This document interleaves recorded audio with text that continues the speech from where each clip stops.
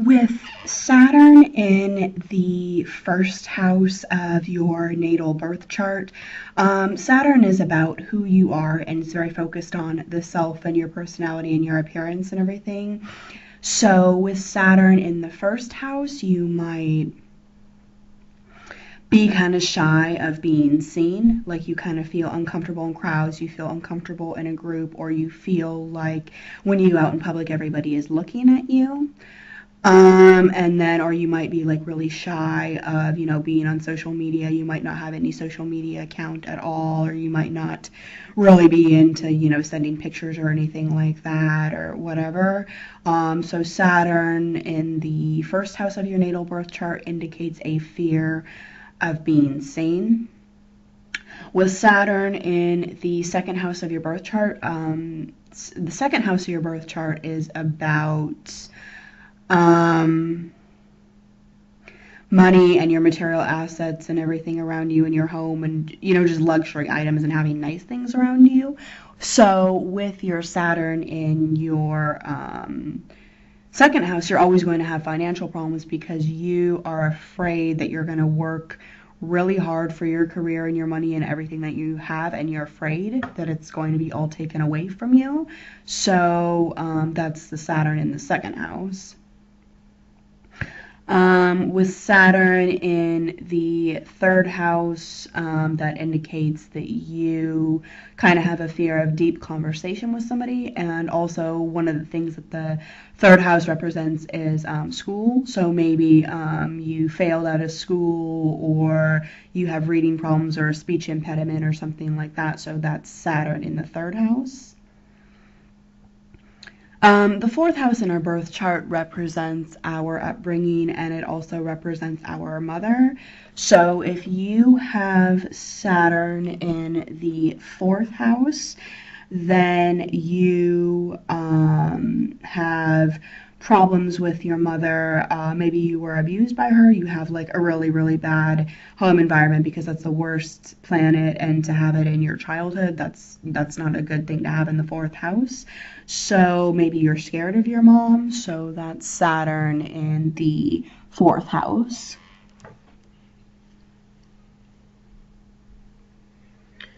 With Saturn in the fifth house, the fifth house is about having children and a family. So if you have Saturn there, it could just indicate that you're one of these people that just doesn't want children, or you don't like children. You think that maybe children are annoying. You think they're too much work. You think that they're too much responsibility, and you understand that they're very expensive and you don't want kids. It could also represent you maybe having, fertility issues. Like maybe you have problems in your female anatomy, or maybe your husband, has a low sperm count or something like that. So maybe you have troubles, issues getting pregnant. So with Saturn in the fifth house, you have a problem starting a family.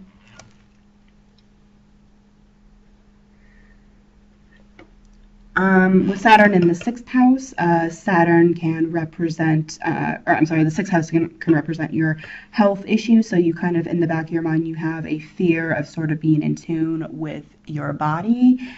And then also, that's not a good placement to have Saturn at, because with your health issues, you're always going to have some sort of, problem health-wise. So with Saturn in the seventh house,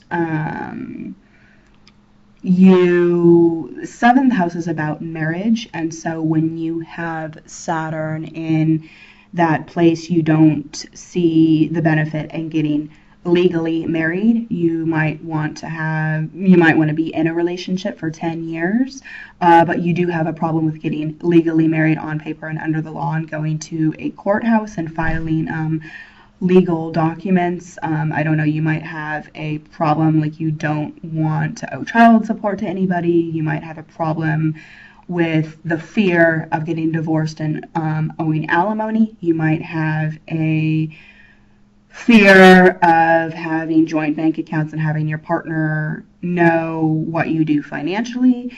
You might have a fear in, marriage being kind of like a legal thing. Like maybe you think that you're going to get married and then a month later your spouse is going to run off with everything you have, or you're afraid that you're going to get legally married to somebody that wants half of your assets, and then when you do get divorced, they're going to run off with everything that you've been working hard for the last, 30 years. So with Saturn in the seventh house, you don't want kids and you don't want to get legally married. With Saturn in your seventh house, marriage is just a piece of paper.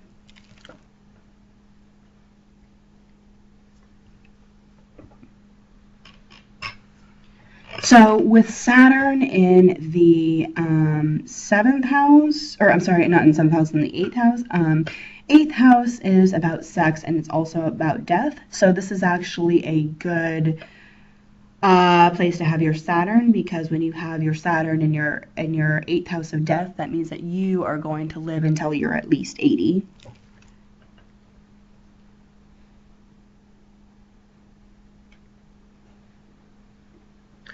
So with Saturn in your ninth house, the ninth house covers a lot of different topics, and the ninth house also covers, standard religion and also, going to school and getting like a formal education, like I'm sure most people do. I have as well, going to college and getting, a high school diploma. And you may have something against either of those things. Maybe you dropped out of school. Maybe you would like to study yourself, and Saturn in the ninth house has something against getting a formal education or signing up for college credits or pursuing a bachelor's degree or getting a high school diploma. In your opinion, you might have had a bad experience with school, and in your opinion, you don't need to go to school to, be educated.